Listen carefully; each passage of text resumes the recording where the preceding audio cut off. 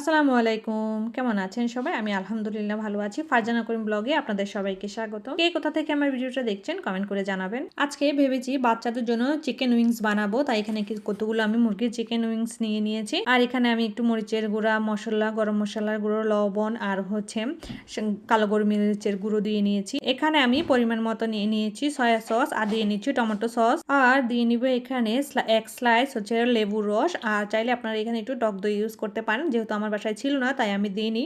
এটাকে আমি খুব সুন্দর করে হাতে মেখে নিব। মেখে এটাকে 1-2 ঘন্টার জন্য রেস্টে রেখে দিব। এবার রেস্টে রেখে দিয়ে আমি অন্য একটা পাত্রে এখানে আমি নিয়ে নিয়েছি পরিমাণ মতো হচ্ছে ময়দা, আর 2 চামচের মতো দিয়ে নিব এখানে কর্নফ্লাওয়ার, আর দিয়ে নিব 1 চামচের মতো শুকনো মরিচের গুঁড়ো দিয়ে এখন এগুলাকে আমি খুব ভালোভাবে মিক্স করে নিব। এরপর যখন 2 ঘন্টা হয়ে যাবে এরপর আমি চিকেন উইংস গুলোকে বের করে নিব। বের করে এটাকে আমি এখন এই ময়দার কোটিং এর সাথে খুব সুন্দর করে গড়িয়ে নিব। দেখতে পাচ্ছেন এটা খুবই সহজ। এভাবে একে একে করে যতগুলো চিকেন উইংস ছিল সবগুলোকে আমি খুব সুন্দর করে ময়দার সাথে একসাথে কোট করে নিয়েছি। কোট করার পর আমি এগুলাকে তেলে ফ্রাই করে নিয়েছি। আপনারা এভাবে করে চাইলে বাচ্চাদেরকে এগুলো ফ্রাই করে দিতে পারেন, বাচ্চারা খুব বেশি পছন্দ করবে এভাবে করে। এই চিকেন উইংস গুলো এত বেশি মজা আর এত বেশি টেস্টি হয়, আপনারা অবশ্যই ট্রাই করবেন। ট্রাই করে আমাকে জানাবেন। এটা খুবই সহজ, ঘরে থাকা অল্প কিছু উপকরণ দিয়ে আপনারা চাইলে তৈরি করে নিতে পারেন। এভাবে এই চিকেন উইংস গুলোকে খুব সুন্দর করে এপিট ওপিট একদম হিট বাড়িয়ে দিয়ে আমরা ফ্রাই করে নিব। দেখতে পাচ্ছেন এটা কতটা সুন্দর আর কতটা ক্রিপসি হয়েছে।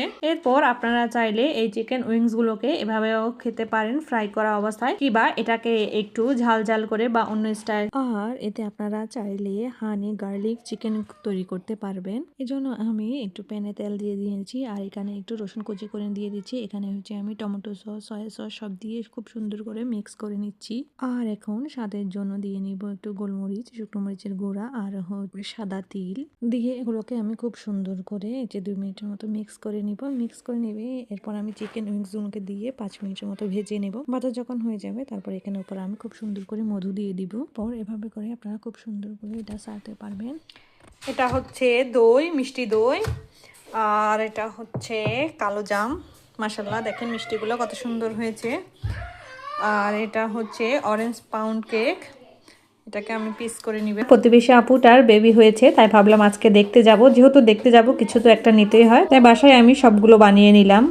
আজকে আমার হাজবেন্ড আর আমার ভাগিনা মাছ ধরতে গিয়েছিল ফিনল্যান্ডে নদীর পাড়ে। দেখেন কি সুন্দর কতগুলো মাছ ধরে নিয়েছে। মাছগুলো একদম ফ্রেশ লাফা ছিল। আর এগুলো হচ্ছে আমাদের দেশে সরপুঁটি মাছ। এখানে অনেকগুলো মাছ ছিল, প্রায় দেখতে হয়তো 2 কেজির মতো হবে। তারপর ওরা দুজনেই মাছগুলোকে একদম কেটে বেছে ধুয়ে পরিষ্কার করে একদম হলুদ লবণ দিয়ে পরিষ্কার করে রেখে দিয়েছে। এরপর আমি এগুলোকে খুব সুন্দর করে প্যাকেট করে ফ্রিজে রেখে দেব।